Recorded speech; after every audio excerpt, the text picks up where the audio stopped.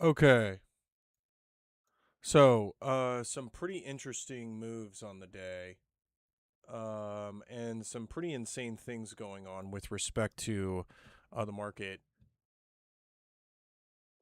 I think we're up. I think we're working well on YouTube. Yeah, audio should be good. Everything else should be okay. Yeah, so crazy news.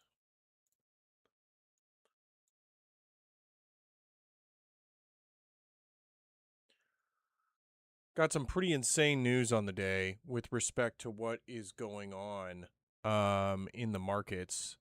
Kind of wild stuff going on. Western Digital down 12% today. There was some soft guidance from management, especially about the next quarter, despite the fact that we're up 44% year over year on revenue for Western Digital. So, some pretty interesting results in that regard. Not something I was expecting, if I'm being completely honest. SanDisk is also in the red today after an absolute blockbuster earnings report. One thing that we did see from management's guidance is the potential downturn in growth, especially moving into the next quarter. So, some interesting news on that front. Am I still bullish on Reddit after the Google thing? Jason, yes, I am. Because I don't think that that means the saga's over. I think that for Reddit, it means they're working out some kinks because it's a very new line of business. And once they do get that sorted out, it could be really popular or really profitable for them. The other thing, too, is that Reddit has had insane revenue growth and very strong free cash flow. So while it's still just a simple company, it's a simple business, it's just an advertising business. It's a very high quality advertising business, and it's a simple business. It's not very complicated, and I think that makes it valuable. Is SanDisk a good short trade for today? We'll see about SanDisk. It was pretty surprising to see the market's reaction. I think a lot of what analysts had found in the management's report was some weaker guidance for the first quarter of 2027. So we may kind of be in a bottleneck cycle with respect to the supply chain.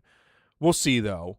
I think that as far as SanDisk being a short trade, that's hard to say because the fundamentals are really there, and it would be a technical play at that point. Well, what's going on today? Was kind of a day. Kind of was a little bit. I think the key news today was what the U.S. Fed and the Treasury was doing with Japan. I made a TikTok about that. About the U.S. is attempting to bail out the yen after the Japanese already tried it themselves back in April. That was pretty interesting. So where do you see Reddit in the long term then? Similar to Meta with advertisement AI data training? Jason, I don't think Reddit and Meta are similar at all. I think that Reddit is the one thing that sets Reddit apart from other social media platforms and what makes it, I think, a valuable business is, for the most part, its users are anonymous. So what that means is that you're going to have much higher quality, much more intentful interactions on the platform. People are more genuine on Reddit than on Facebook because their identity is concealed. And because of that, companies that rely on high quality interactions between two humans via text can use that to train AI models. So I don't think that it's necessarily over in that regard. And even still, the advertising business is performing extremely well. Reddit financials are amazing. Absolutely, Isaiah. That's why I'm bullish on them. How about Oracle entry point for the long swing? Jat, I'm not a huge fan of Oracle, to be honest. It's not necessarily, not from a swing trade play, not necessarily from a technical perspective. What concerns me about Oracle is the RPO backlog and the credit risk, and the S&P debt downgrade. That was kind of a big one. Justin from YouTube says, thoughts on FLNC after the rough past date? Justin, I haven't taken a look at that yet, but we certainly can. We certainly can take a look. Should I buy the dip on Hubs? I don't know, Jacob. Hubs on HubSpot. Wow. Oh my gosh. Down 21.5%. I don't know. I don't know. This feels like IBM again. Wow. That's brutal. Thoughts on Meta? As far as Meta, comparing it to Hyperscaler, I'd put Meta in C tier. I like others better. It's not the worst choice. Definitely not the best, though. Wow, this is a rough day for HubSpot. I wasn't expecting this. Let's go check out FLNC because someone else asked about it. Fluence Energy. Okay, so I haven't heard of these guys. Let's go look at their. One sec. Let's go look at their profile. See what that says. Okay, so energy storage optimization for renewable storage applications, America, Asia. Okay, got it. Integrated hardware, software, digital intelligence, GridStack Pro. So I would have to take a look at these guys. Apparently, they haven't been doing well. The rough past a day. Yeah, that is a rough day. It looks like they've recovered quite a bit, though. Not fully from their latest local high. I'd have to take a look at the company's fundamentals. It looks like they're not profitable. To be honest, not a huge fan of them. If you had access to $200 million, what would you put it in? Gabe, I'd probably allocate it similar to what my portfolio looks like right now. Maybe with a couple of more, if it obviously additional capital allows you to take additional risk and freedom if you have that much. I think probably additional quantum. I would load up on more quantum.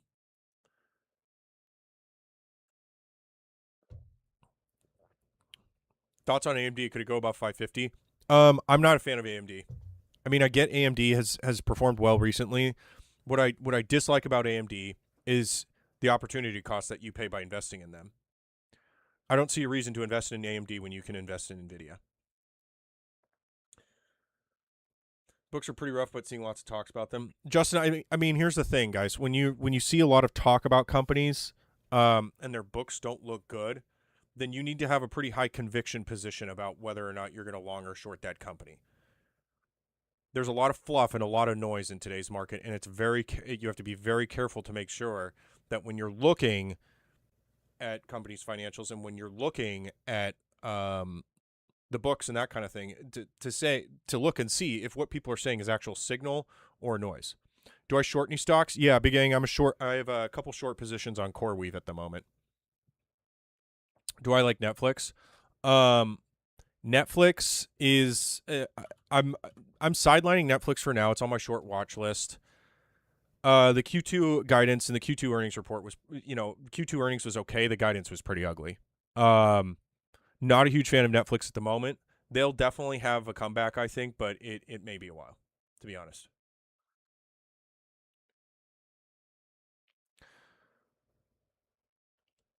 Why is SanDisk valued higher than Western Digital, even though Western Digital is a company is in the quote-unquote same field? Stefan, that's an interesting question. I think the reason for that is because the market is pricing in more growth for SanDisk than Western Digital. I don't know, and if you ask me why again for that answer, I couldn't honestly tell you. I think that there's reasons to like both. You're getting better value for your dollar purely from an earnings lens on Western Digital. Western Digital is having a rough day today, though. But they both issued similar guidance. They both said, look, Q1 27 is going to be slower than this quarter. And that's why we're seeing things in the red. I was expecting SanDisk to be in the green today after a pretty big sell-off when they posted earnings day. And here's the thing. Their earnings, they knocked it out of the park. Things looked very, very good for SanDisk. Things look good for Western Digital as well. But the market's pricing in a slowdown in growth. So as far as shorting either or going long either, it's tough to say because you're going to have to look at the historical performance of the company and do some deep research on what their backlogs and RPO looks like. So it's tough. What are your thoughts on day trading versus traditional investing? Giovanni, I think day trading, I don't day trade. So you can put me in the traditional investing bucket, but I don't know exactly what you mean by traditional investing. Do you consider that the Fed yesterday, who called for a rate hike, is market manipulation? What specifically are you referring to, Wilt?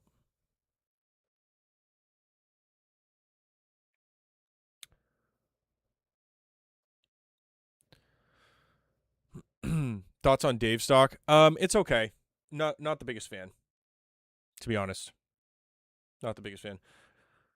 Justin from YouTube says, continue buying Take-Two. Fairly bullish. I also think deep dive into ADSK is extremely interesting. Been looking at them for a while. Books look very strong. Been getting very solid support at current levels. As far as ADSK is concerned, Justin, I'll definitely take a look at them. And yes, I am still very bullish on Take-Two Interactive. Tomorrow is when we find out what their Q2 earnings look like. I don't know if I'll be able to stream that. I think they do that after market close, and I can only stream in the morning tomorrow. So I will definitely be watching that like a hawk, though.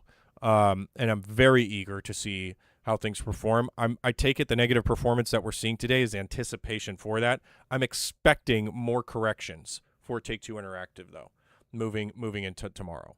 So we'll see. Do I think SanDisk goes over 2,000 again? It's going to take a long time for that to happen, to be honest, in my opinion. Not anytime soon. What are some buys right now? I like Take-Two Interactive. I like Reddit. I'm a fan of Waste Management. I think that's a really solid defensive play at the moment. So I'm a big fan of Waste Management. I'm also bullish on Nike. I know that's really unpopular right now, and I've gotten an absolute avalanche of crap from people about my thesis on Nike, which is fine. I think that Nike has the right play. They've got the right management team, and a lot of their IP is being discounted by the market. Obviously, you've got companies like On and Hoka's and all kinds of other competitors stealing their market share from Nike's bread and butter, which is running shoes, or was their bread and butter. I think Nike will find their mojo again. Giovanni says, thoughts? Traditional investing is throwing money into an index fund, but would you say day trading is worth anything in your opinion? The problem, Giovanni, is that you're going to be paying capital gains taxes at a much steeper rate and more frequently when you day trade if you take profits every day compared to traditional investing. As far as passively investing and putting money into an index fund, I personally think that's boring. I think that there's value to be found by looking at individual companies. And I also think it's fun. I do it because I enjoy it. What's your highest conviction stock? James, my highest conviction stock is actually my short position, which is CoreWeave. I have several short positions in CoreWeave. That's my highest conviction play at the moment, for sure. Thoughts about NVIDIA? I think NVIDIA is the best GPU maker. I mean, if you want exposure into GPUs, chips, all that kind of stuff, they're the right play, 100%. Are you in Canada or U.S.? I'm in the U.S. Am I using leverage? No, Boyd, I don't. I don't use leverage. I don't trade on margin. I don't get into leveraged ETFs. As far as like short positions I take, it's just a simple short sale. I don't buy puts or anything like that or sell covered calls. How many positions would you recommend in your portfolio? 10 to 20? I believe there was a research paper done by some guys at MIT. There's all kinds of it was MIT. I think it was an Ivy League school. They said that they were students of Black-Scholes, I think. The optimal number of positions that somebody should have in a portfolio, I believe, is around 12. Any more than that, you're going to suffer from heteroscedasticity problems. So essentially overcorrelation, and that dilutes returns. I wish I had the name of the authors or the name of that study. I'm sure somebody can find it. But I'd say no more than 15, to be honest. Are you holding CoreWeave short through earnings? Yes, 100%. I absolutely will.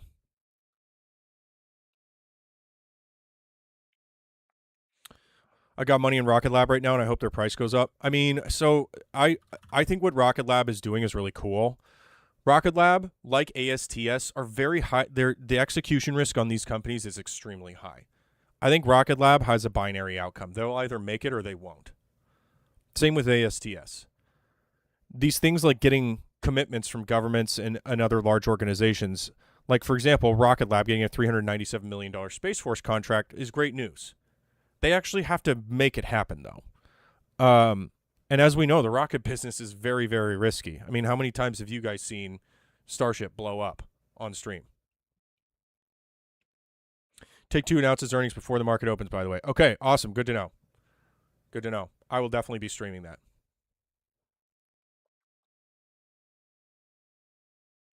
Look at Boston Scientific. I know that Boston Scientific, a lot of people have been asking me about Boston Scientific.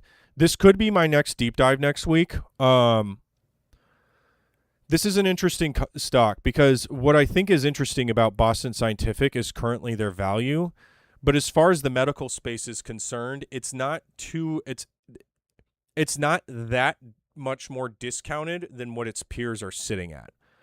They have a lot of really cool products and they sell a lot of really important and interesting things. The thing with Boston Scientific, though, is determining whether or not we're sitting in a value trap with this company.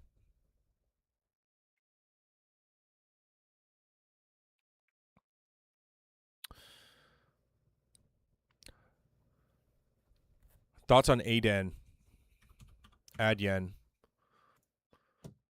I've briefly heard of these guys. I think this is what? Yeah, this is a French company. Yeah, so their payments platform also provides optimization services, including Adyen Uplift, Protect, Authenticate, and Tokenize. In addition, offers financial products such as account capital issuing, payouts, SaaS. Oh, they're they're Dutch. My bad. I don't have a strong opinion on this company, to be honest. I've only taken a brief look at them. As far as whether or not they're a good buy or sell at the moment, I couldn't say.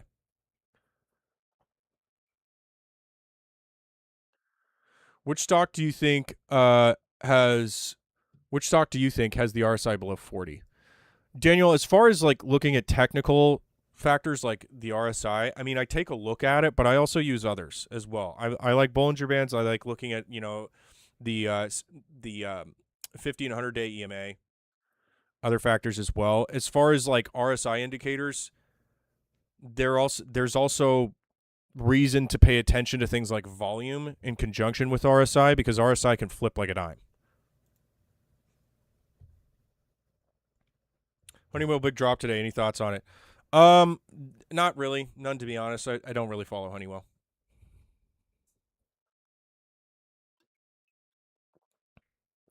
Okay, can we check MP? They have earnings today? Sure. Yeah. MP Materials, I believe these guys are rare earth metals, right? Okay, earnings call is today at 5 p.m. Unfortunately, I can't stream it. I'd love to, but I can't. Got some obligations I need to take care of. Now, as far as their holdings, I believe these guys have, so they've got a couple in the U.S., a couple of mines in the U.S., and I thought these guys were in palladium. It looks like they're in magnetics. Okay.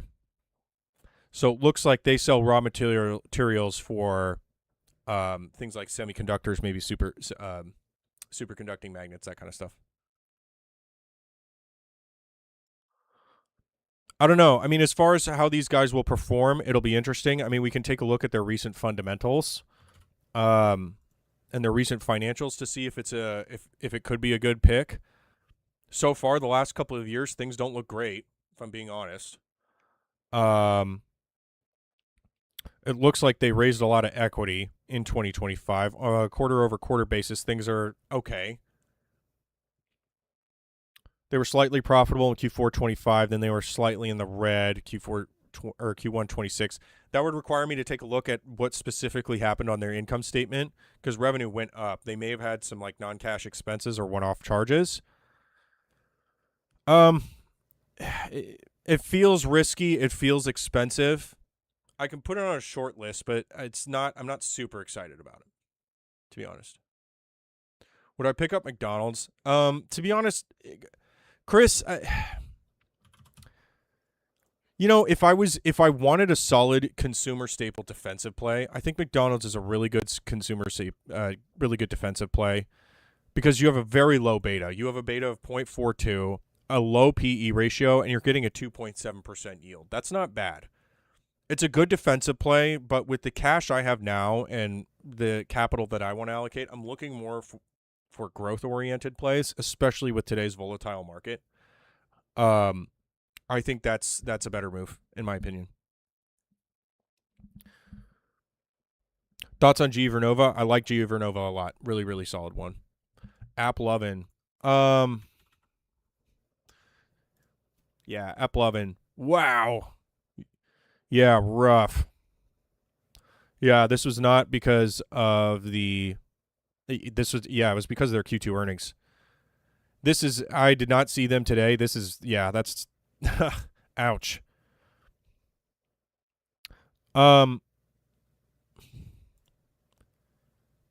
And I believe these guys are yeah, they're in the digital advertising space.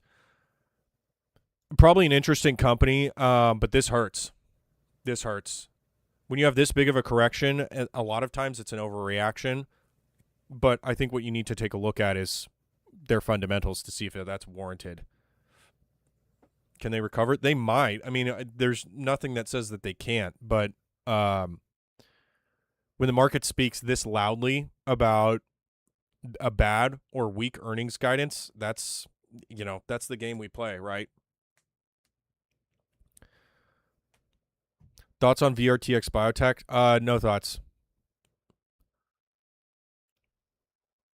What do you think about Oracle and Meta? So if I had to pick between two of them, it would be Meta, but I wouldn't choose either of them out of the hyperscalers. Oracle's the weakest out of all of them. Meta is the second weakest in my view, especially after the recent Q2 earnings that we got from both those companies. My favorite out of all the hyperscalers at the moment is Microsoft. Google's very close to Microsoft. And then I put Amazon in the middle of the pack.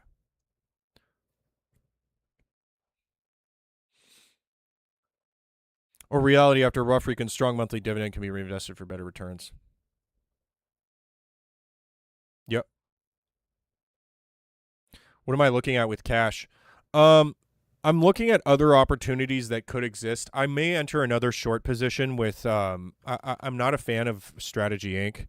This is a company that I would also probably, I have a pretty high conviction about this business. This is not a good business.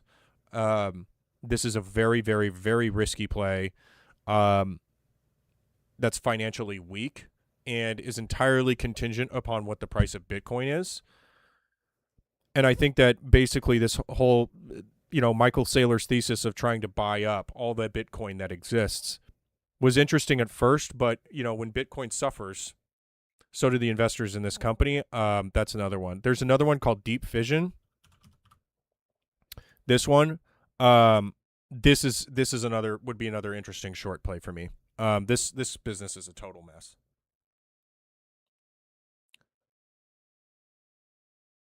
Where do you see Oracle in the next report?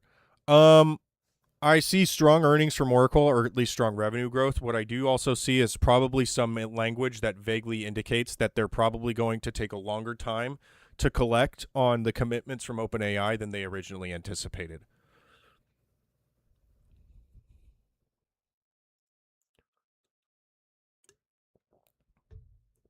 Helmet Aerospace is a really nice bull case. Anton, do you have a ticker for them? Any thoughts on Intel after their earnings report? Jake, Intel knocked it out of the park. I'm less bearish on Intel than I was. Their Q2 earnings report was awesome. They were profitable for the first time in a long time. A lot of exciting things about Intel are going on, and I think that they're slowly turning around the absolute behemoth that is Foundry. It's going to take a long time, though. It's still too expensive for me.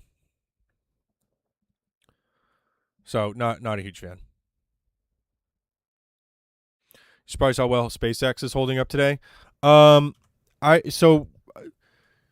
Yes, but the thing is it doesn't really. It's yes and no, because SpaceX is massively overvalued. This is a company that is, it's got an interesting direction. By the same token, history tells us not to bet against Elon Musk, but I don't really care what happens with SpaceX until it gets below $70 a share, because while they did have strong growth in their Q2 or their first 10K or 10Q looked good, they increased their guidance for AI spend on XAI. Not a huge fan of that, to be honest. Not a huge fan of that. Okay, Helmet Aerospace is HWM.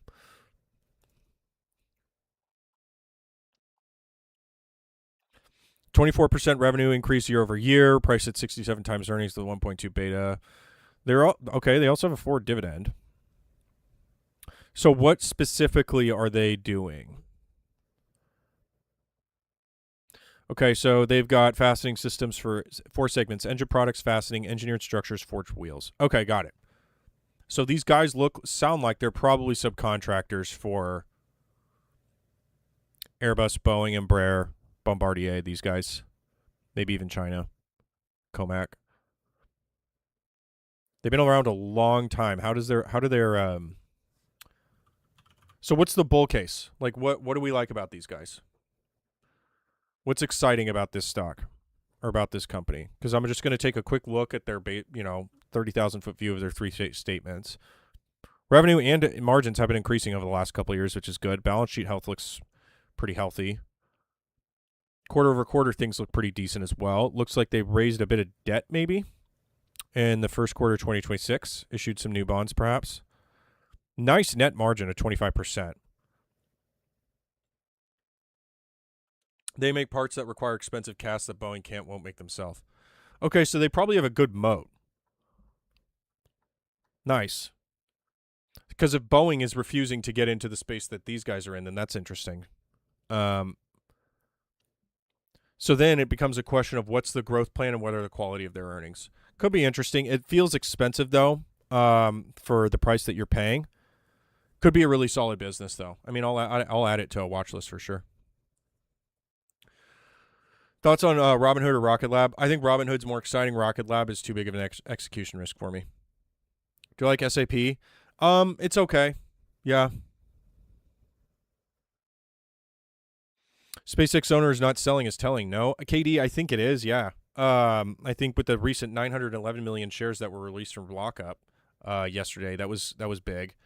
What that tells me, though, is that that's probably institutional owners or very few number of owners that own that large amount of shares in the company that are not willing to release a lot of their investment in large block trades or anything like that.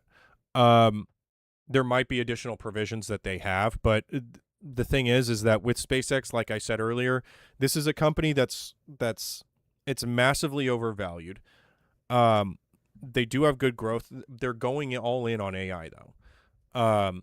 When they do have a solid business on their hands of putting satellites into orbit for internet, as well as like heavy lift services, these kinds of things. And ultimately, like in the very long term, I'm bullish on SpaceX.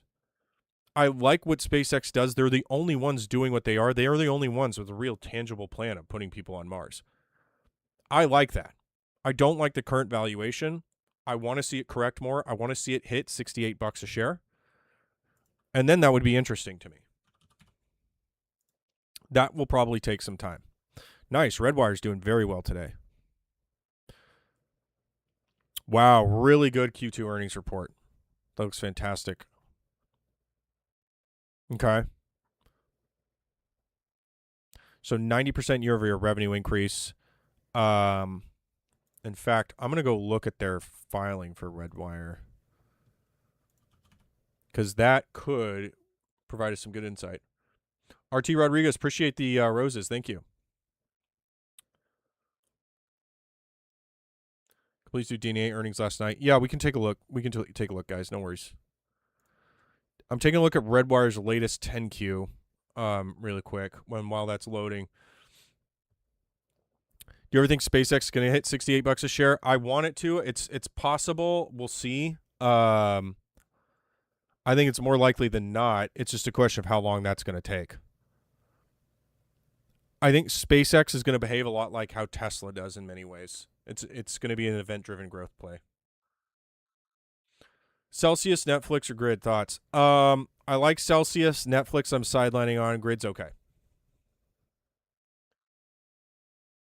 Thoughts on STM? Bought it 4 at 64. Bought again 2 shares at $51 a share. Who are these guys? STM. Okay, another Dutch microelectronics company. Wow, very expensive. So they're at 104 times earnings, and what are they? Semiconductors? And Schiphol, right next to the airport out there in Amsterdam. Okay. Sensors, power and discrete products, embedded processing, RF. Okay, so not quite. Transistors. Blah, blah, blah, wow, they do all kinds of stuff. I'd love to know why they're priced at 107 times earnings. That seems pretty expensive. How have they done so far this year? It's been a good year, but it's been a rough couple of months. Yeah, it's been a rough month. As far as your price that you bought them at, Alex, that might have been near the top. It's hard to say what's going to happen with them next. I'd have to take a look at their books.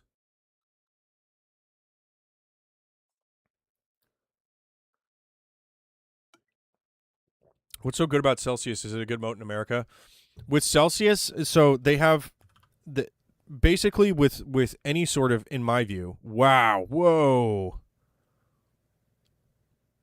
oof. So this is all right. So they missed analyst expectations and they're getting punished pretty hard. Here's the thing with the beverage game. Um, this is why it's a very, like, in my view, it's like a very high risk, high reward.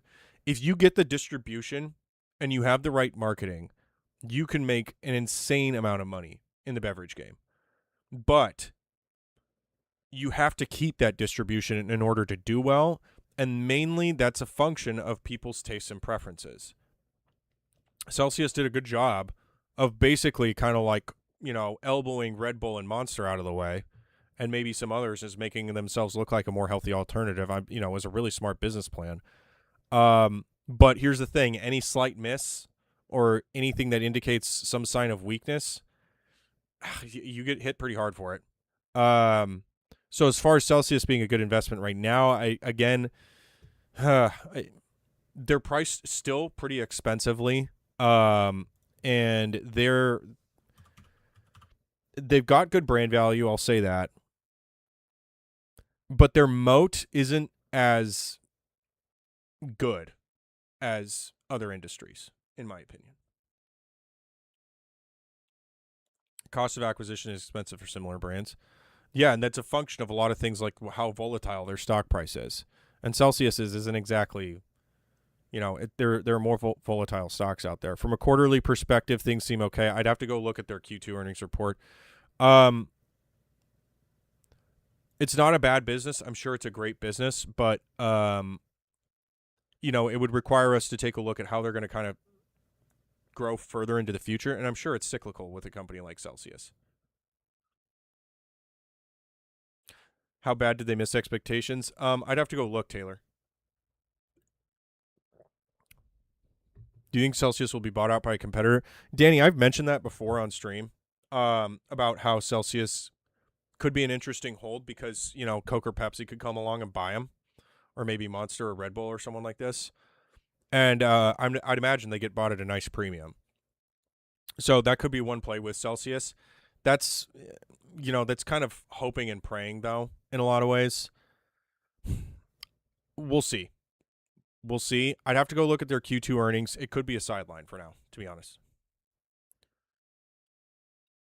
Do you have a buy point for Take-Two Interactive? Yeah, right now. I like Take-Two Interactive at this point. SMCI and Applied Digital. I like SMCI more. Applied Digital should be making more money than they are. I'm not a huge fan of Applied Digital, despite the fact that they had an extremely good Q4 report. They still lost. It's still a net loss. I'm sure a lot of that was due to non-cash expenses like D&A, maybe some stock-based compensation. EBITDA was probably good with them, but SMCI I think is a better play. I like them more. What about Western Digital? Western Digital, yeah. This is interesting because they're getting punished more than SanDisk is. And despite the fact that they have a lot of cloud demand at the moment, and there's a lot of things to like about Western Digital in that regard, it's the Q127 outlook I think was disappointing to some investors, and that's the same reason why we're seeing SanDisk down today, in my opinion. Thoughts on JEPQ for a dividend stock? Seems like to be one of the highest most value with growth. NASDAQ equity premium income ETF. What's their yield? 10.7%? Not bad. It's probably a good fund, Jake. If you're after yield, though, and you're after something that is going to give you recurring income at a relatively low volatility, you may want to look at a REIT. Now, there are REITs that have better yields than this, and there are REITs that have worse yields than this. But as far as if it's yield that you're after, I prefer REITs. This looks like it could be an interesting one, though. Are you buying more Celsius at the current price? Sorry, I think I came late. Alpha, I have to look at their. I have to read their full report first to know if that's a good idea. As far as why they're getting beaten up so bad, they missed their guidance despite the fact that they beat or they had revenue growth, but they missed expectations. So there are things to like about that in that regard, but I mean, when you miss expectations in today's market, that's saying a lot more than the actual performance of the business. Netflix, I'm sidelining right now. And USAR Kong, I'm not a huge fan of. Reddit is well below average. Why do you like it? KD, because the advertising business is growing like a weed. It's doing extremely well. And despite the fact that the company in its latest earnings call said that they're still figuring out what they need to do with the AI content licensing, I think that they'll find a win-win with Google. I'm happy about that, or I think that they will reach a resolution about that. But regardless, it's a good advertising business. They've had extremely strong fundamentals, especially in the last 2 quarters. And the market is not, the market doesn't care. They care more about future prospects. Yeah, Reddit's not. Yeah, I'll pull Reddit up. Yeah, right now I like Reddit at this price. I do. My target price for them is above $200 a share. I think it's a great company. It's a great business, strong fundamentals. And I think that the year-to-date decline has presented a good opportunity for investors.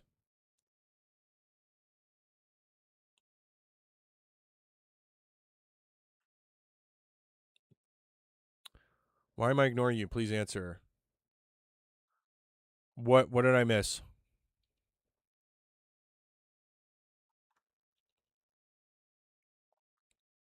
Uber, Connor, Uber's okay. I know they're having a good day today.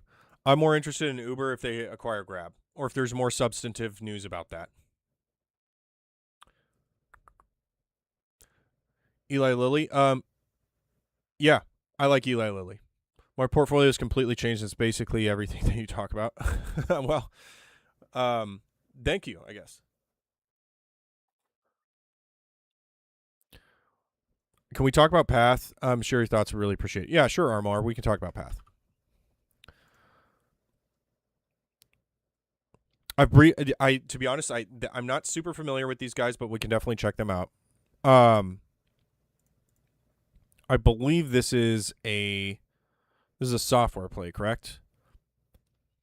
Robotic process automation solutions, U.S., Romania, United Kingdom, and the Netherlands. Platform integrates enterprise software that enables AI agents, robots, and people to work. Okay. All right, so it looks like they're putting a lot of focus into integrating AI agents with robots and people, financial services, healthcare, manufacturing, retail, and public sectors. All right, cool.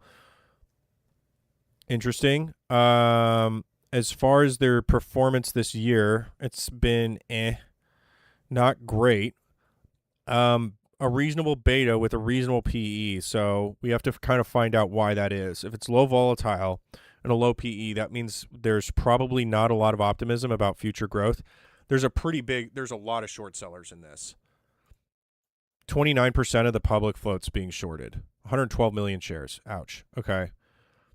As far as the last couple of years and how things have looked, profitability was reached in 2026 with $1.6 billion in revenue at a 17.5% margin. The balance sheet seems okay. A lot of financing outflows in the last couple of years that could be buybacks. Quarter over quarter, things aren't good though. Now,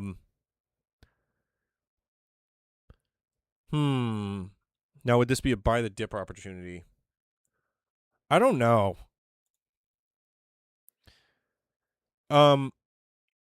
I'd need to know what their moat is, and I would need to know what their quality of earnings is. This feels like a value trap, to be honest, Omar.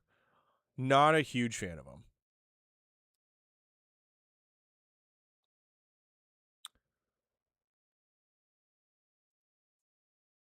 Low moat. Yeah, if just it feels like a low moat.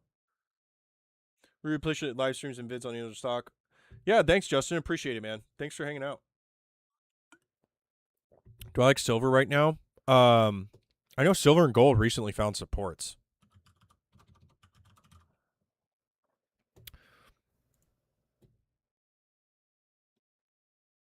How are we looking so far this year on silver? Yeah, down quite a bit.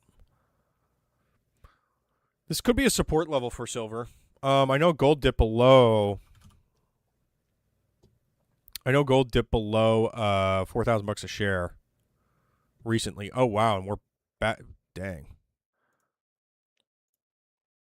Yeah, look at that. Wow. I keep gold as a macro play, as a macro hedge. I think will we see gold at $5,000 a troy ounce anytime soon? Maybe not. I keep it as a hedge though.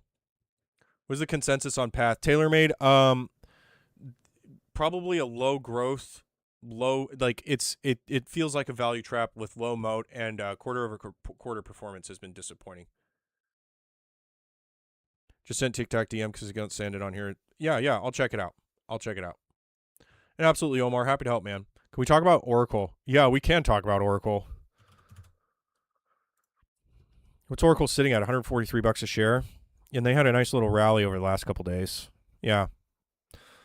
Here's my thing on Oracle. Oracle's my least favorite hyperscaler. I don't like the amount of debt that they have, and I don't like their dependence on OpenAI. No, I'm not a fan of Oracle. It's as far as hyperscalers are concerned, I'd put Microsoft in S tier, Google in A, Amazon in B, Meta in C, and Oracle in D. My favorite hyperscaler is Microsoft, but Google is very close behind.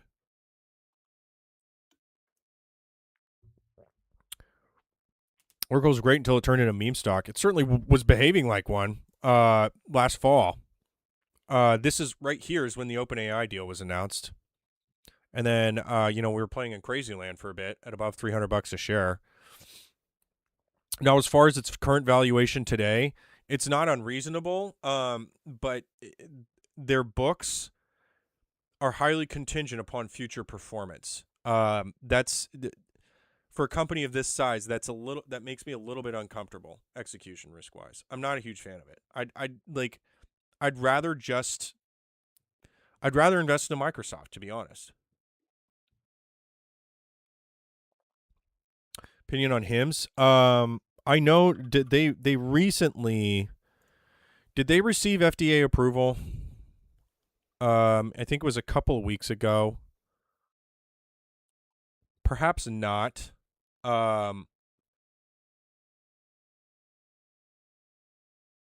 Perhaps not. I don't remember the news with the FDA. Regardless, HIMS should be making money, but they're not. Which is, it's kind of silly. They should be making money, but they're not. And I know that they're facing some regulatory hurdles. Why are memory stocks getting beat down? What does that mean for the future? The memory stocks are getting beat down because both SanDisk and Western Digital issued pretty weak guidance. Yeah, okay, so they're, about flat after hours. Not a good day for SanDisk, and that's just because they said, listen, we're not going to see as much growth in Q1 27. And, the market said, oh, wow, okay, that's not great. Now, as far as SanDisk's price, what's going to end up happening, I think we'll see, but you need to look very closely at who their customers are and their creditworthiness and how much they're willing to spend money with SanDisk. I mean, SanDisk was in a prime position to take advantage of the memory demand if they still are. I think that pricing power is eroding for them, though.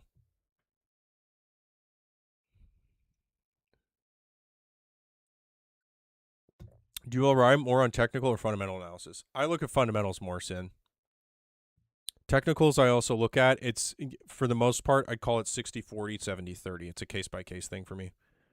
What does it mean for the future of memory? I think it means that the marginal cost and marginal revenue for memory is going to marginal revenue for memory is going to come down, and marginal cost is probably going to go up because we may see inventory stagnate.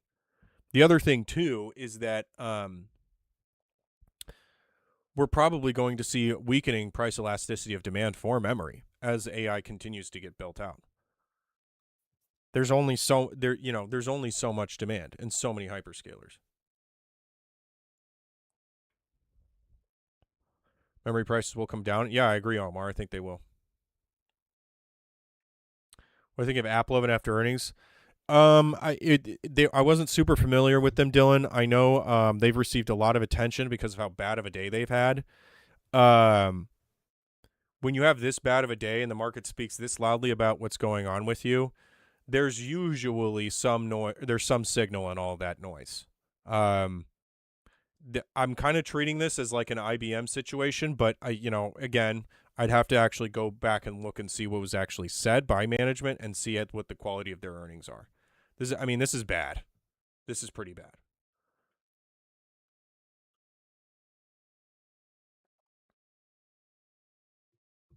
If you looked at ticker INEVB, it's a great family company, 200 years old, great returns.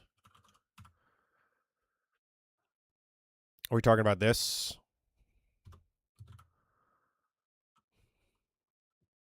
Identiv Inc. I don't think this is it. No.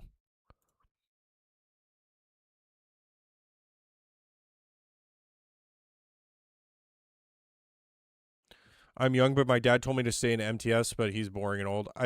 ETFs and like exchange traded funds, honestly, like I don't think that it's a bad idea going into something like VTI or VOO or any of these total market index funds or exchange traded funds, especially if you're new to investing and you don't really know what you're doing. I don't think that this is a bad way to get started. How much of my portfolio do you think should be in ETFs? That depends on your risk tolerance, Andrew. INVEB.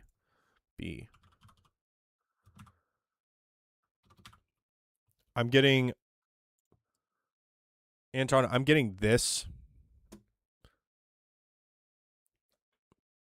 I'm not sure. Like, for some reason, Google Finance isn't pulling me up. Maybe. And it's a 200-year-old family company. What's the name of the company itself? My opinion on Robinhood. Robinhood. I think Robinhood's interesting. I think the futures market game that they're getting into is interesting as well.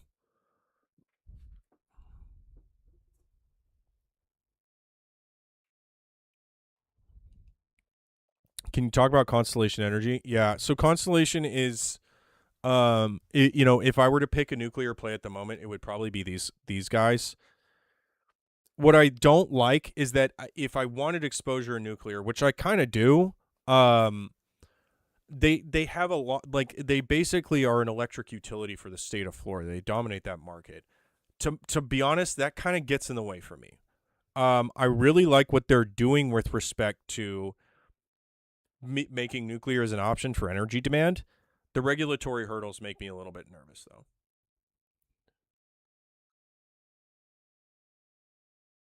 IREN, yeah, how is IREN doing today? IREN. Yeah, not a great day for IREN. Not a terrible price, a little too expensive, but the thing is I've said it before, I'll say it again. I'm not bullish long term on neoclouds. IREN's fine, but they're I think it's interesting. They made the right move by basically taking their GPUs and renting them out to OpenAI, Anthropic, whoever else needs it, right? The whole play of doing it sustainably and using renewable energy to make that happen, interesting. I'm just not super bullish on neoclouds, though, because of the fact that the demand for compute, I think, is going to go down. Dylan, thank you. Thank you for the gifts, Dylan. Wow, appreciate you. Anton, I'll definitely check them out, but send me a DM.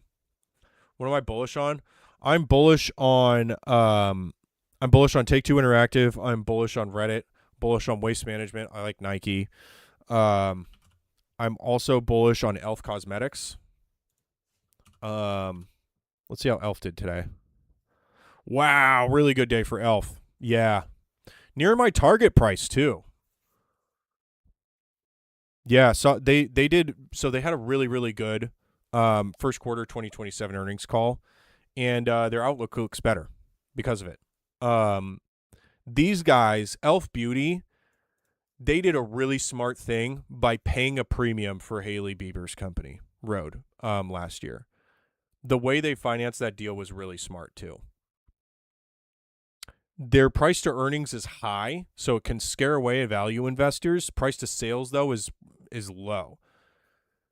The things that make me a little nervous about Elf are their supply chain. They have a pretty complex supply chain, but they have some very valuable brands in their portfolio.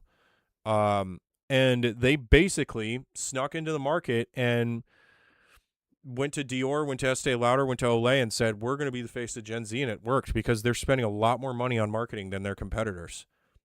They did smart stuff like set themselves up at Coachella. They did things like set themselves up with influencers, all that kind of stuff. I did a deep dive on Elf on my YouTube channel. Really solid day for Elf. Am I an investor in Elf? I wish I was, Olaf. I wish I was. How can Meta become the same tier as Google and Microsoft? They can become the same tier by actually having something to show for all the money that they're spending. Out of all the hyperscalers in the most recent earnings call, Microsoft had it's like, look, we're spending all this money. Here's what we have to show for it. Azure services, we're up did $75 billion in sales. They have 30 million paid subscribers to Copilot. They have had really strong year-over-year revenue and earnings. Microsoft said, look, we're spending a lot of money. Here's what we have to show for it. Meta just said, yeah, we're going to be spending even more money on AI and data centers. So I think Meta is going to have a put up or shut up moment. And the market's going to be like, okay, Zuckerberg, what do you got, dude? And if he doesn't have anything to show for it, it's not good news for Meta. Google's the best. Google's really solid too. You can, to be honest, you can interchange Microsoft and Google. I like Microsoft slightly more just because of its revenue streams. And honestly, here's the problem. I don't know if you guys saw the news, but those 4 key players for Google left. Like Jeff Dean was one of them. They're key guys who did their main AI development and guys who ran side projects for Google. Left the company. So Google's suffering from a bit of brain drain and some serious brain drain.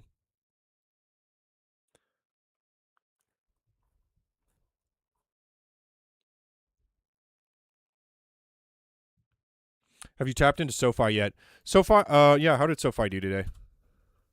I'm not that excited about SoFi, guys. I mean, it's I don't see a huge breakout happening with SoFi. It's like, here's what they've done over the last month. It's just kind of been, here's the last 6 months. Just hanging out at between 15 and $20 a share. People the market hasn't really made up its mind. Or honestly, they think they have made up their mind about SoFi just by kind of sitting here. SoFi's expensive for essentially a bank with some extra fun things added to it.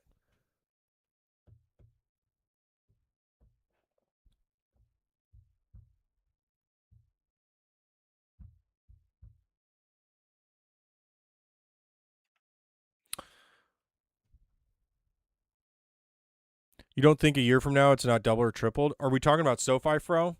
They could. I'm not going to rule out that possibility at all. But I'd need to see something substantive, or anybody can send me their bull case as to why they like SoFi. I'm always willing to listen to people about what they think. Okay, Francisco, Constellation Energy. Guys, my goodness, spammers.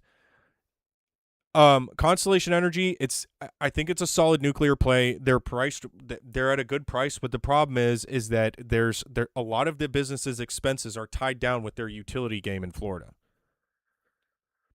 It's a great way to get nuclear exposure. As far as like what's going to end up happening with them, I mean, here's what they've looked like over the past year. It's just kind of been a strange and awkward and steady ride down. Or excuse me, year to date. Here's what it's looked like over the past year. Could it be a good entry point? I'm not 100% sure. I need to look and see what the growth story is with them and what their management says. It's fine. It's on my short list. I'm paying attention to other stuff. Do I think they will go up? They might, but I'm more confident about other things going up than these guys.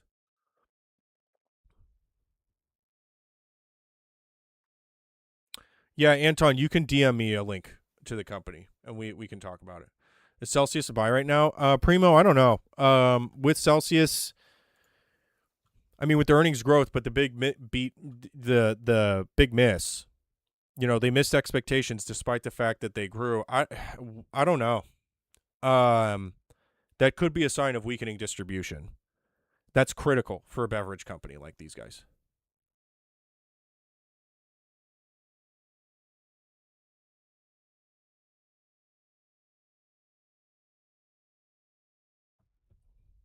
CG management said to focus on PJM and NYISO nuclear fleets, and DOE secretary comments based off their earnings call.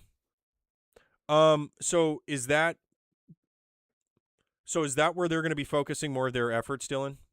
Or I'm sorry, Kevin. Is it like, have they explicitly stated that?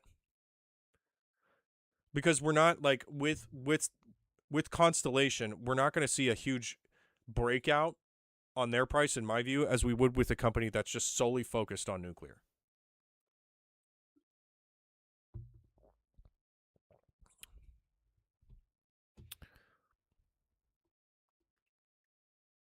Considered Constellation, but thought ET had a better PE.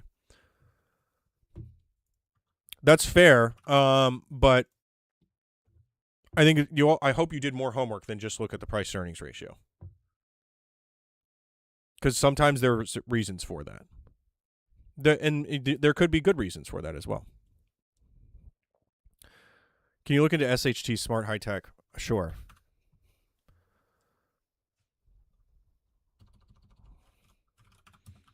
Sometimes so with European companies or international on, it's not showing up, Lucas. Oh, wait, here it is. Never mind, sorry. Okay, so this is basically what, a micro cap play? What do they do? Gothenburg, Sweden, Base Material Solutions. Yeah, I'd have to go look at their financials. This looks, I mean, graphene-based thermal interface materials for LED, CPU, GPU cooling. Okay, so it's a GPU play. It's a heat management play. To be honest, no thoughts. I'm not like. I'd have to look at their books. I'd have to look at their filings to see what I think. Do I think I'll get around to looking at Boston Scientific? Some people have asked about that, Maris. I that could be my next deep dive. The thing that makes me a little concerned about Boston Scientific is that they're priced slightly lower relative to what their group is. And as far as like seeing a huge breakout with them, I could this be a good entry point? It's been a rough year for them. And that's likely due to guidance, despite the fact that their fundamentals year over year look okay, and quarter over quarter they look fine.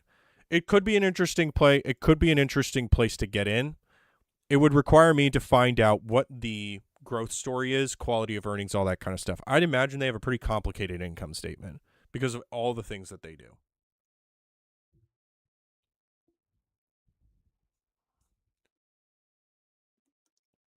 Yeah, data center demand for PPA contracts were highly mentioned in the call of the CCEC project.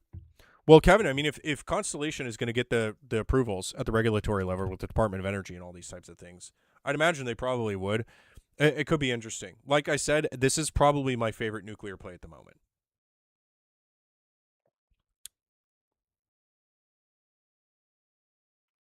Can we look at TLWO?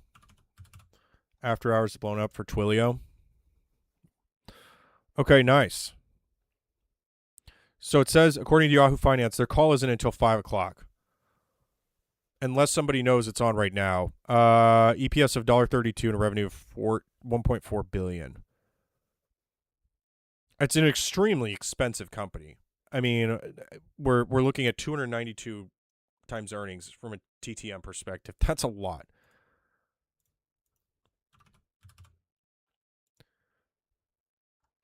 Okay, they're up 15%. I mean, yeah, geez. Quarter-over-quarter results are okay. They've probably been...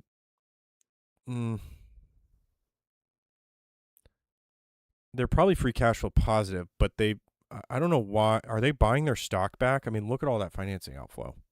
I don't know. We'll see with their earnings. It's not supposed to be for another 40 minutes or so, but I don't know. We'll see. Yeah, I'll check my DMs, Anton. Don't worry.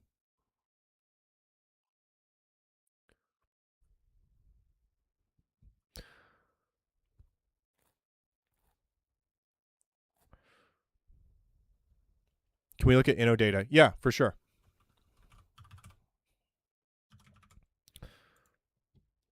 I know that InnoData was one that I looked at yesterday. I believe it had a pretty good call or a pretty good day yesterday. It's had a good week. And a lot of hype going into their Q2 26 earnings call today. So InnoData is kind of one of those ones that flew under the radar for me a little bit. I think there's a lot of things to like about them. They haven't been a super loud player in the AI space though. There could be some things to like about InnoData. I did look at I'm going to do a quick refresher of what their recent financials have looked like. I did look at it. I did look at it yesterday when I was live. Yeah, this looks familiar. Quarter over quarter is good too. Yeah, so quarter over quarter looks really strong. I'd imagine that they're probably going to hit it. They'll probably hit expectations, I'd think. As far as their revenue streams, I'd really have to do a deep dive into this company. There's a lot of things I'm paying attention to at the moment, and I can't look at every single company in detail. They're priced, they're priced optimistically at around 58.5 times earnings. That may come down a bit after today. We'll see, though. What do I think about silver? Rasmus, I think silver is a great macro hedge, and I know that silver, we've seen some rebounds in silver recently.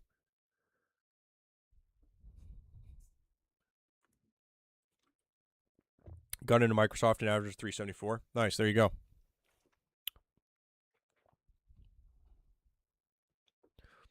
IREN, I mean, IREN's moving in the right direction. And I think that the stock, even at $40 a share, it's too expensive. The last support we saw IREN at was around 32 a share. And it did briefly dip below 30 per share a couple of days ago. Last week. I'm not super optimistic, though, on the future of neoclouds. PWR, go look at that stock. Sure. Yeah, we can look at PWR. Quanta Services. Thoughts on ISRG? Bradley, go to my YouTube channel. I did a deep dive on them.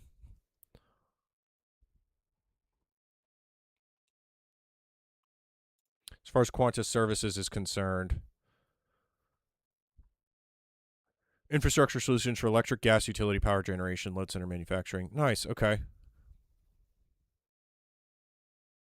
Okay, so they're in Houston. Nice. All right, so they have some big construction projects, I guess. So I'd imagine these guys are probably well positioned, given all the construction that's going on in the South in the U.S. at the moment.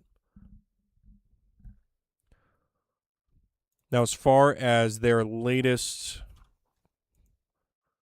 I do remember looking at Quanta Services a while back. Yeah, so this is, thin margins, good balance sheet. Looks like they're free cash flow negative in 2025. So for a company that's priced at 76 times earnings and you're earning a 4.72% margin, that's not great, to be honest. Not a huge fan of it.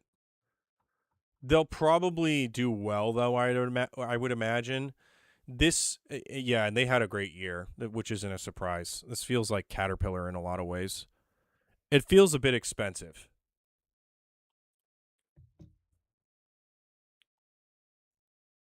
Any tips for low capital new traders? if you're, are we talking about day trading or are we talking about investing? Any defensive sectors you think that the potential to grow a lot? I mean, consumer defensives like grocery stores are always a solid pick. My big defensive play at the moment is waste management. I like waste management. I think it's a solid defensive play. Um, there's a lot to like, especially about what they did with the acquisition of a company called Stericycle. And, you know, they have a decent yield, 1.56% yield. I think it's a solid defensive play.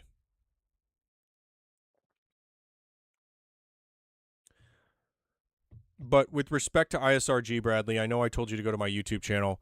ISRG, I'm actually bearish on. I don't want to be bearish on ISRG.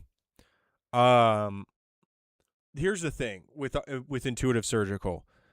This company is extremely impressive. Their moat is insane. These guys dominate the market for robotic assisted soft tissue surgery. I mean, they own the game when it comes to things like bariatric surgery, when it comes to things like, you know, appendectomies, that kind of stuff. I mean, the Da Vinci system is insane. And then their new system that they're working on is pretty cool too. The problem is with ISRG, they make most of their money on surgery volume. Most of their revenue is earned through replacement parts, not the actual sales of their systems themselves. And the contracts that they have set up for the sales of their systems are not as advantageous with large customers as they are small ones. So large health networks and large hospital systems basically get a better deal out of these guys than, say, a smaller healthcare network would. But the point is these guys make most of their margin and most of their revenue on high procedure turnover. That's hard to predict, and at the current valuation they're pretty expensive relative to their peer group. My target price for them is somewhere a little above $200 a share. I want to love this company a lot more, though. From a fundamental perspective, there's a ton of things to like about it. The market just has it at a little bit too expensive of a price.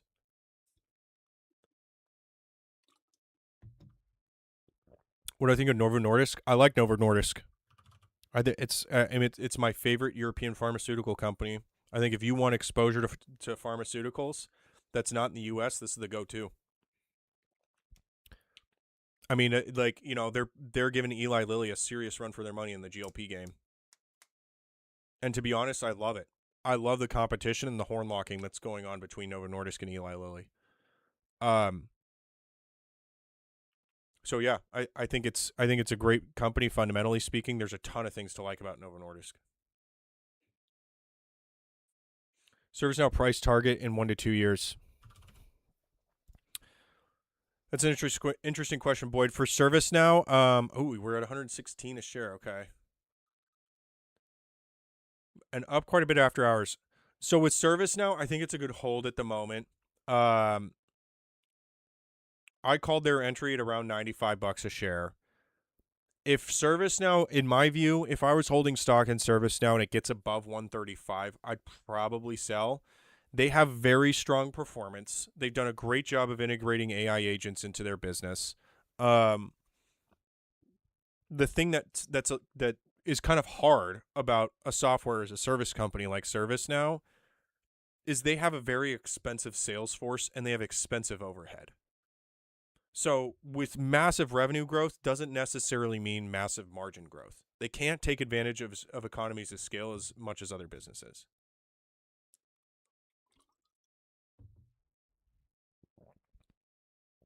So there's a ton of things to like about ServiceNow. I'm not buying any more at this price. I would hold on to it, though. Do I like Walmart at these levels? Are you saying they sued you? Well, yeah, and Novo Nordisk did sue Eli Lilly. They're taking him to court about some false claims based on what I heard. Do I like Walmart at these prices? As far as Walmart's concerned, I do like Walmart at these prices. There's a ton to like about Walmart. If I'm holding stock in Walmart, I'm probably never selling it. I mean, it's too valuable of a defensive play.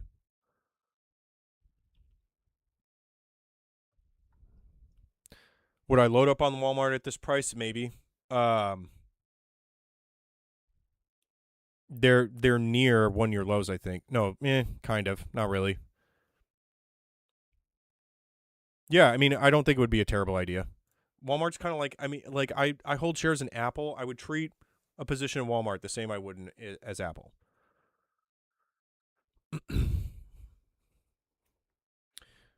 I got 98 per share. It's 15 shares for ServiceNow. What do you think it will do for the rest of the year? James, I think we'll probably see more good news for ServiceNow. But if you got 15 shares at $98, and I think if you're sitting at anything above 135, if I were in your shoes, I would take profits. That would be a great return for yourself.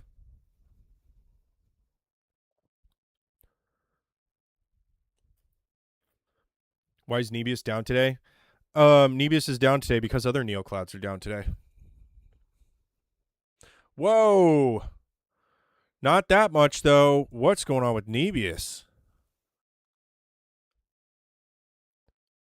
Oh, man. Okay. I didn't realize they were down this bad. Yikes.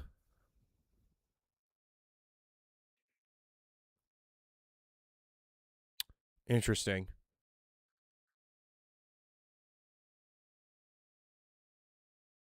Wow. What's going on with Nebius? Okay, so August 12th, we're going to find out on their next earnings report. I don't hold a position in Nebius. I'm not super bullish on these guys. They're better positioned than some of their competitors, but this is not a good business. Like, NeoClouds, I'm not a fan of. I don't think that they have a great, like, they don't have a great long-term value proposition to them.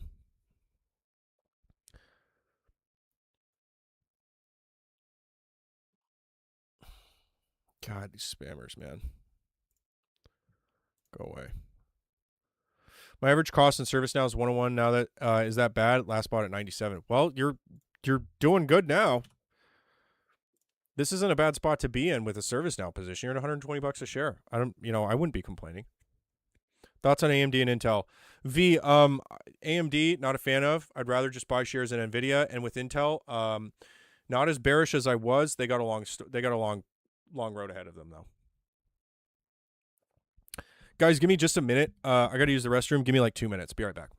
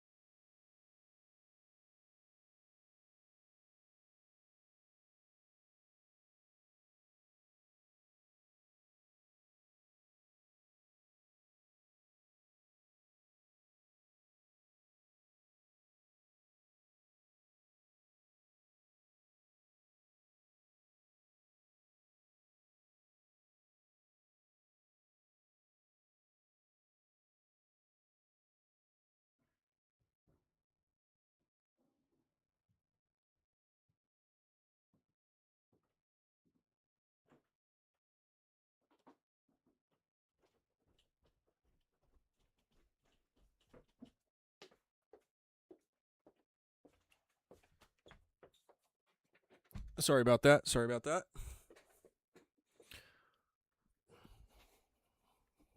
We holding ServiceNow? I think so, Dan.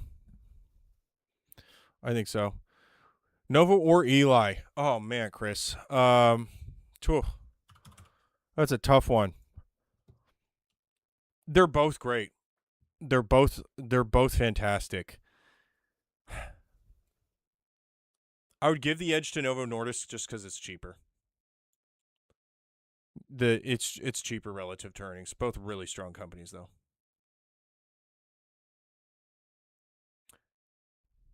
Thoughts on Microsoft?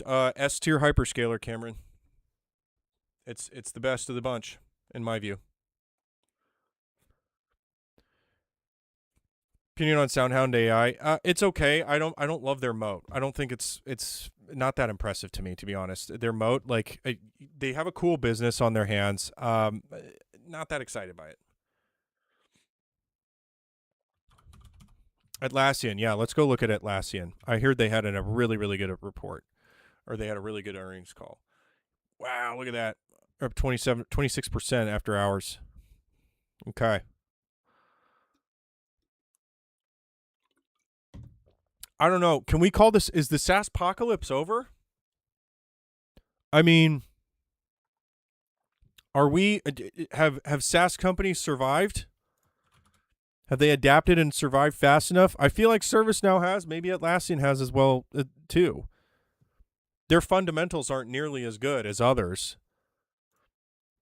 But they're hanging in there, I think. Dang, this is really good.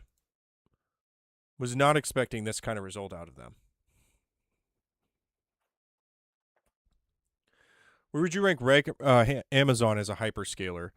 Harrison, I'd put Amazon as, so if Microsoft's my favorite at S tier, I put Google at A tier. Google's close.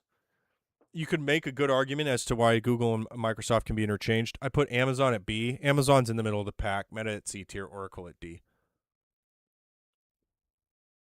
Can you talk about waste management a little more? Yeah, so Chris, the reason why I like waste management is twofold. They are the dominant player in their space. They haul the most amount of trash out of any company. Their biggest competitor is Republic Services, and Republic is close, but Republic is not a threat to them, to be honest. They battle for market share in some places, these types of things, and it's all about nailing down contracts with HOAs, cities, townships, whatever. They haul the most amount of garbage, right? They're also better vertically integrated. They make money from cradle to grave. The moment they pick up the trash at your curb, they make money there to the methane that gets sold to power plants as a result of that decomposing trash. They also bought a company called Stericycle. I think it was a smart move that gets them in the medical waste disposal business, and that also puts them in Western Europe. The valuation isn't insane, in my opinion. You have got a low beta, and you got a nice little 1.5% yield. It's a solid defensive play. I have a whole deep dive on them on my YouTube channel if it's interesting to you. Waste management is using, yeah, in the New York's tri-state area. Yeah, I'm sure they probably have most of the hauling contracts for the tri-state area. Do I like waste management in the next 6 to 12 months? Yeah, I do. My worry is that the mob got its hands on it. They might, maybe, at some point in the future. Tesla? No, Eric, I'm not a fan of Tesla. I don't buy it, or any automotive company for that matter. Thoughts on Oracle? Oracle is a D-tier hyperscaler, my least favorite, and the weakest financial position with the most risk.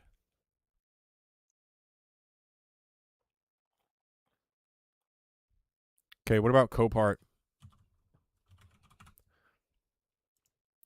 I've briefly heard of these guys before. What do they do again?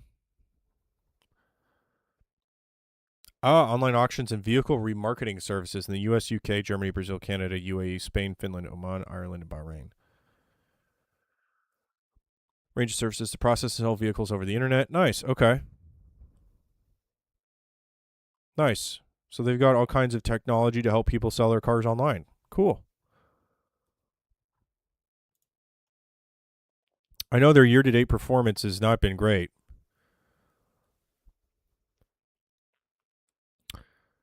Huh.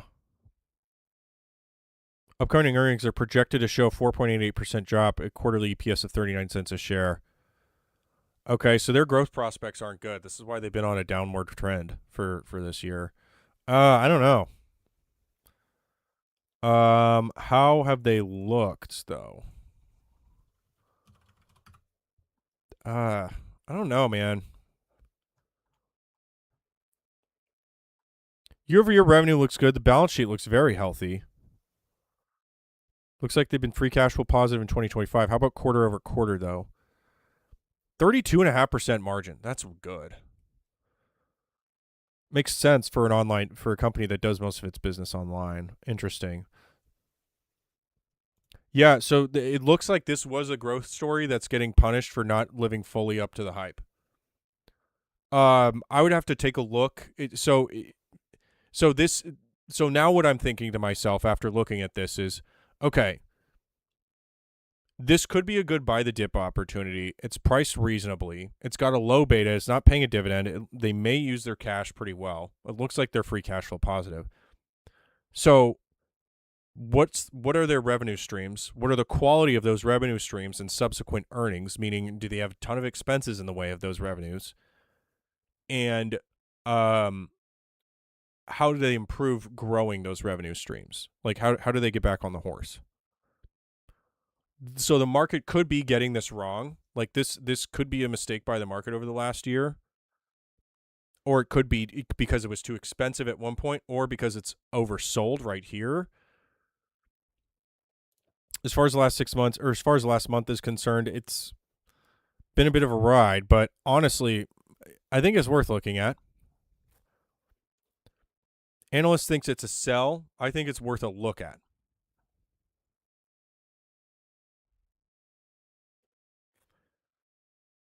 How long have you been doing live streams on TikTok? You've been popping up quite a bit recently. Kevin, I've been doing so I go live every day during the week, usually in the afternoon Eastern time US, for about an hour to 2 hours a day. And I've been doing it pretty consistently for about a couple months now.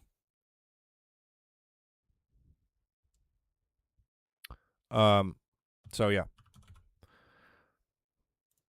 NXP Semiconductors. Yeah, heard of these guys. To be honest, I think they're the Dutch version of Applied Materials in a lot of ways. The fundamentals are strong with this company in a lot of ways. I don't. It's probably slightly overvalued. But does that mean you get rid of it? I mean, here's how it's been so far this year. It's been an interesting ride for this company. This makes sense. All of this big activity here in June and then coming down afterward makes sense. That every semiconductor, every memory company saw this happen with them over the last 60 days. With respect to getting into this company, what do you think of Uber after they bought Hero? That's cool. Obviously good news. But with Uber, I'm more interested in them buying Grab. I think that's more exciting news. Thoughts on Axon? To be honest, not a ton of thoughts. Not super familiar with them.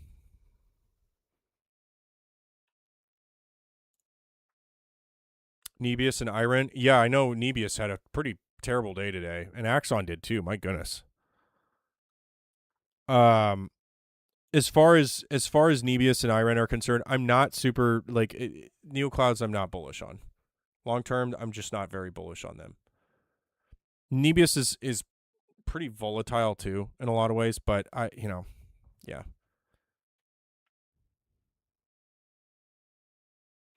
I'm waiting until people say gold has bottomed, then I'll buy. Delvino, there's good reason to believe that it has. And with the way things are, yeah, we're at 4,300 a troy ounce. We found support for gold at around 3,900, I think.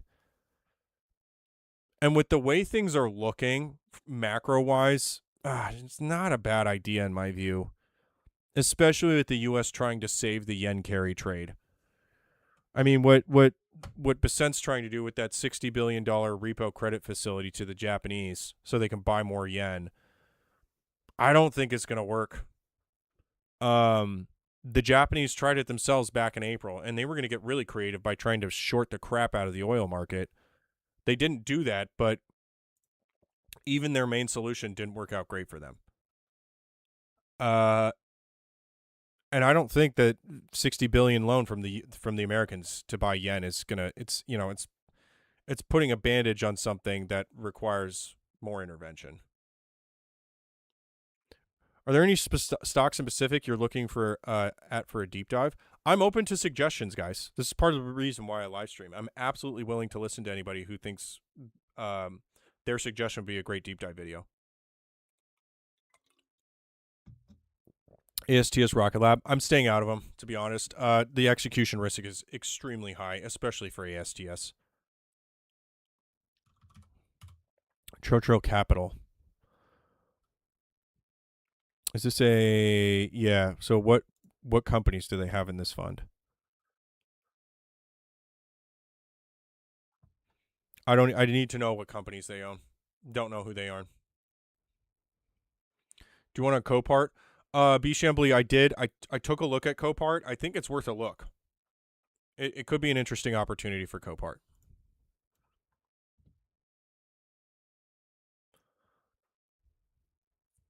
I lost $1,000, 45 minutes ago in option trading. That's half my money. It's a good lesson. It's a very good lesson. What happened today? Not a ton, James. Things were relatively quiet today. We did see some big earnings reports from some companies, some big winners, some big losers today. I think, it not as impactful as some other days. How about IonQ? It's a little early for me for quantum. I love what they're doing, though. The commercial case for quantum computing will reveal itself to the world. I think the world isn't quite ready yet for quantum computing. There aren't enough business cases for the use of quantum computing yet. As far as Caterpillar's concerned, look, Caterpillar needed to correct. Being at nearly $1,100 a share was kind of wild. And very strong fundamentals. They were in a fantastic position to take advantage of the data center development and growth we've seen. Solid fundamentals. They needed to correct a bit. I do see more room for correction for Caterpillar. And I think that this recent low right here at about $7.80 a share, I don't buy that that's a full support at that level. Still, it's a solid company. Like them a lot.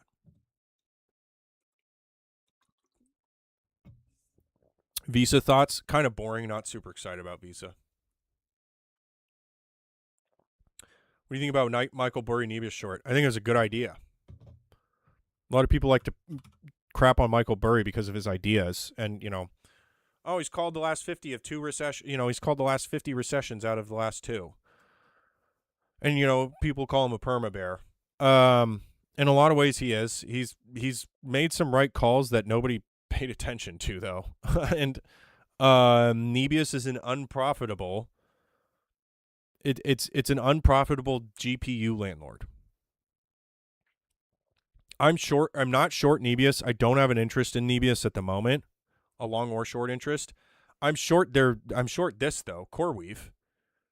Massive, big short positions on CoreWeave. This is much worse than Nebius. Rigetti reports today. Nice. I'd imagine things are going to look ugly from a pure numbers perspective. So it's about management's guidance with Rigetti. I mean, if they can churn out a couple more quantum computers and sell them to universities and stuff, that'd be great. But their income statement's pretty ugly. Is this the same case with power? Chris, are you talking about PWR in relation to Caterpillar?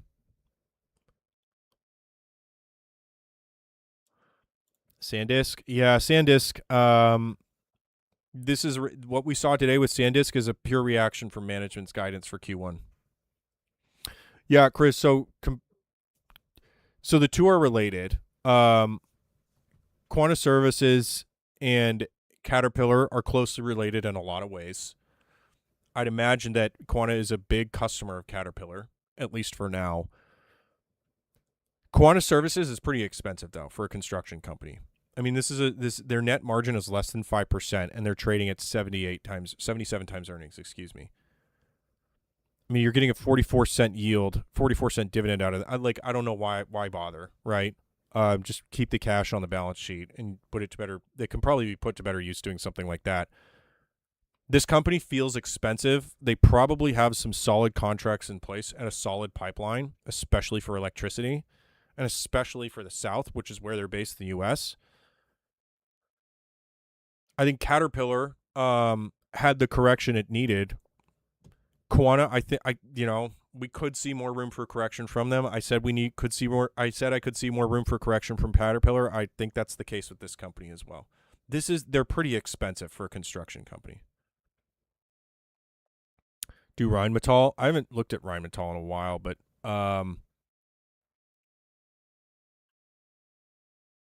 if I want a European defense contractor, they're one of the top 3 in my opinion.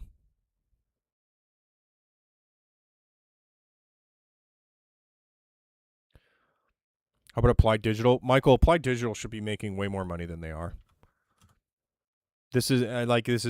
I'm not super stoked despite the growth.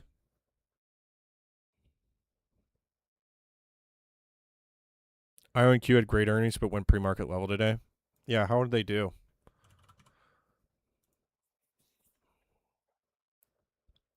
Yeah, wider loss. Yeah, so this is I'm sure we'll probably see similar results with Rigetti.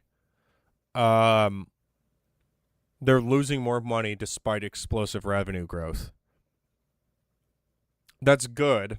For now. Like, that's a good sign for now. It's just a question on how optimistic you think that they're going to be able to turn products and services into something that's profitable. The advantage that IonQ has is they're vertically integrating. I think that's smart, especially for the absolute black hole that quantum computing is at the moment, at least with its uses to cash. The people are just throwing money at quantum right now, and it's going into R&D dollars. And I think, listen, I think that long term I'm bullish on quantum. It feels a little early for me though. IREN, I'm not bullish on IREN.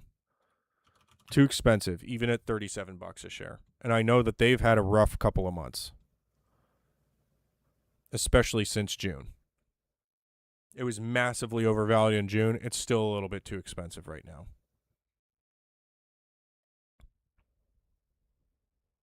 If there's a huge market correction, then it's safe to say gold can go down to 3,200. I don't know why gold would go down to $3,200 per troy ounce specifically if we see a massive correction in the market.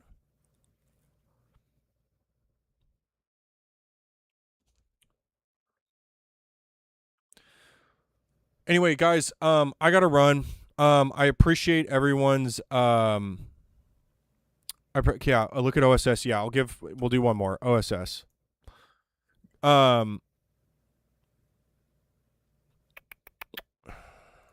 I did take a brief look at these guys the other day.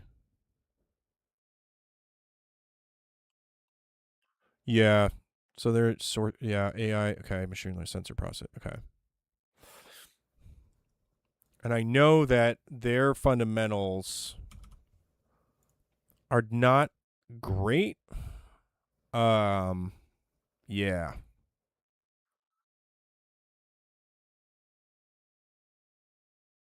I want to know what happened here in 2025. Okay. So they lost money quarter over quarter. Their free cash flow negative. I'd need to see what the play is with these guys. I mean, so it's about the quality and their diversity of their revenue streams and their growth plan. Chris, I don't understand. Why do you like these guys? What's cool about them? It sells products for multinational companies, government agencies, military contractors, military services. Yep, so got a direct sales team, OEM focus, sure. Blah, blah, blah, blah, blah. So they got all kinds of distribution. That's cool. So rugged applications for storage for AI. I mean, I'd have to take a closer look. I had a friend who bought at $9 wondering if he should sell. Well, if your friend is happy with his profits, then maybe tell him to consider it. Anyway, guys, I'm going to run. I got to go. But I appreciate everyone tuning in today. I always enjoy these conversations with you guys. Always have a ton of fun exchanging investing ideas with people. Today was relatively quiet compared to yesterday. We had some pretty big earnings reports still come out today, though, so we'll see how the market reacts based on that stuff. I know companies like Atlassian were big winners, whereas Celsius was a big loser today. So some interesting moves on that front. We had some interesting moves on some neoclouds like Nebius. It looks like we got a whole bunch of short sellers moving in. So not the best news for bulls on Nebius. And we also saw some really big movement on some other companies. We saw SanDisk kind of still stay in the red. And guidance for SanDisk wasn't great for Q1 as well as Western Digital. They had an even worse day. So we'll definitely be paying attention to that stuff moving into the future. And we'll be back. I'll be back tomorrow morning. And I'll be back tomorrow morning around market open. And we'll see how things look. In the meantime, guys, I really appreciate everyone tuning in. Make sure you hit the follow button if you haven't already, especially if you're new. And especially for those new folks, really appreciate y'all joining. Have a ton of fun talking with you guys. And if I missed your request today, I apologize. I'll definitely try and get to it as soon as I can at a later point in time. You can send DMs to me. I do my best to get back to all the DMs that I do get. And if you aren't satisfied with any of the answers I gave, go to my YouTube channel. That's where I have all the deep dives, the 20, 30, 40-minute videos on these companies that I think are worth investing in or not. That's where we go through the weeds. We go through the filings, all those types of things. So go check that out if that's interesting to you. And if you're new to investing, you can probably maybe learn a thing or two from there. Anyway, guys, thanks so much for tuning in, and we'll talk soon. Everyone, have a fantastic day, and we'll see you tomorrow morning. Take care.